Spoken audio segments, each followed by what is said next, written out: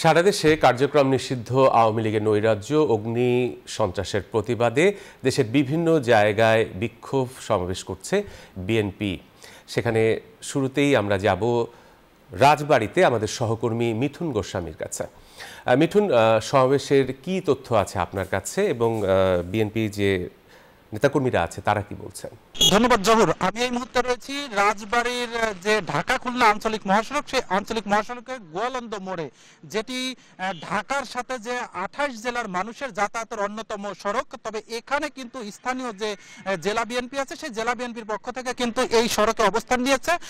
কারণ যে সাবেক প্রধানমন্ত্রী শেখ হাসিনার যে আন্তর্জাতিক ট্রাইব্যুনালে বিচার, সেই বিচারের রায়কে কেন্দ্র করে কিন্তু সারা দেশেই কিন্তু আওয়ামী লীগের যে শাটডাউন চলছে, সেই শাটডাউনের প্রতিবাদে কিন্তু স্থানীয় বিএনপিরা অবস্থান নিয়েছে, যাতে করে কিন্তু এই সড়ক দিয়ে যেসব যানবাহন চলাচল করবে সেই সব যানবাহনে যাতে নৈরাজ্য কিংবা অগ্নি সন্ত্রাসের ঘটনা যাতে না ঘটে, আওয়ামী লীগের নেতাকর্মীরা যে সেই কাজগুলো না করতে পারে, তার জন্য কিন্তু তাদের এই অবস্থান। এখানে কিন্তু জেলা বিএনপি সহ বিএনপির যে অঙ্গ সংগঠনের যেসব নেতৃবৃন্দ তারা কিন্তু এখানে অবস্থান নিয়েছে। আমরা এখানে দেখেছি সকাল থেকে কিন্তু তারা এভাবে অবস্থান নিয়েছে। তারা আমাদেরকে জানিয়েছে যে কোনো প্রকারের যেসব দূর দূরান্ত থেকে দূরপাল্লার গাড়িগুলো আসছে, সেই গাড়িগুলোতে যাতে কোনো প্রকার অগ্নিসংযোগ কিংবা নৈরাজ্য সৃষ্টি করতে না পারে, তার জন্য কিন্তু তারা এই অবস্থান নিয়েছে। আমরা একটু কথা বলবো, এখানে একজনের সঙ্গে একটু আমরা কথা বলবো। আপনাদের যে অবস্থান, কি বিষয়ে এই অবস্থান?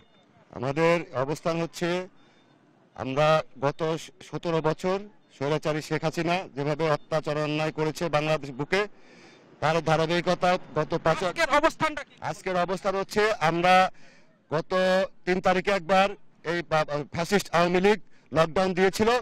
ধন্যবাদ। আমরা শুনছিলাম যে মূলত যে লকডাউনের পরে যে শাটডাউন, সেই শাটডাউনের কারণেই কিন্তু যাতে নৈরাজ্য সৃষ্টি না হয় তার প্রতিবাদে কিন্তু আজকের এই সমাবেশ। একই সংবাদ জানতে আমি চলে যাব কুমিল্লাতে, সেখানে আমার আরেক সহকর্মী রয়েছে। আমি আপনার কাছে একটু জানতে চাইবো যে রাজবাড়ীতে কিন্তু বিএনপি এবং অঙ্গ সংগঠনের নেতৃবৃন্দ কিন্তু অবস্থান নিয়েছে যাতে করে আওয়ামী লীগ নৈরাজ্য সৃষ্টি না করতে পারে, সেখানকার কি অবস্থা?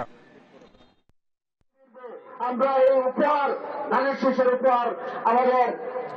ধন্যবাদ মিঠুন। আপনি যেমনটা বলছিলেন যে শেখ হাসিনা সহ বিভিন্ন স্বৈরাচারদের যে মামলা রয়েছে, সেই মামলার প্রতিবাদে সারা দেশে যখন আওয়ামী লীগ যখন বেশি উঠেছে, তারা বিভিন্ন গুপ্ত মিছিল করছে।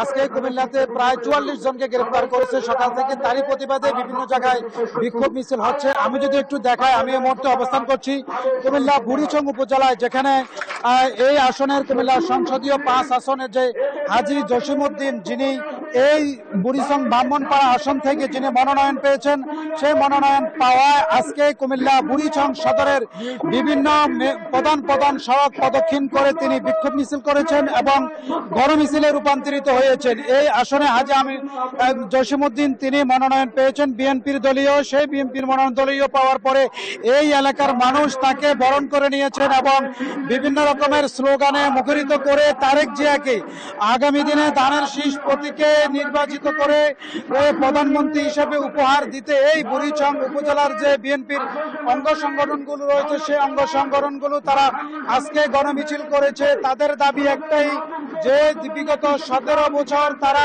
কুমিল্লার বিভিন্ন এলাকাতে তারা মিছিল মিটিং কোনো ধরনের কার্যক্রম করতে পারেনি, যার কারণে আজকে এই গণমিছিলে রূপান্তরিত হয়েছে।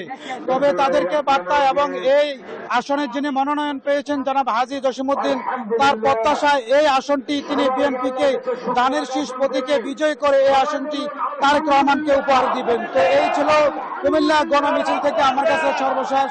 চলে যাচ্ছি স্টুডিওতে। জহুর। মহিউদ্দিন, আপনাকে ধন্যবাদ।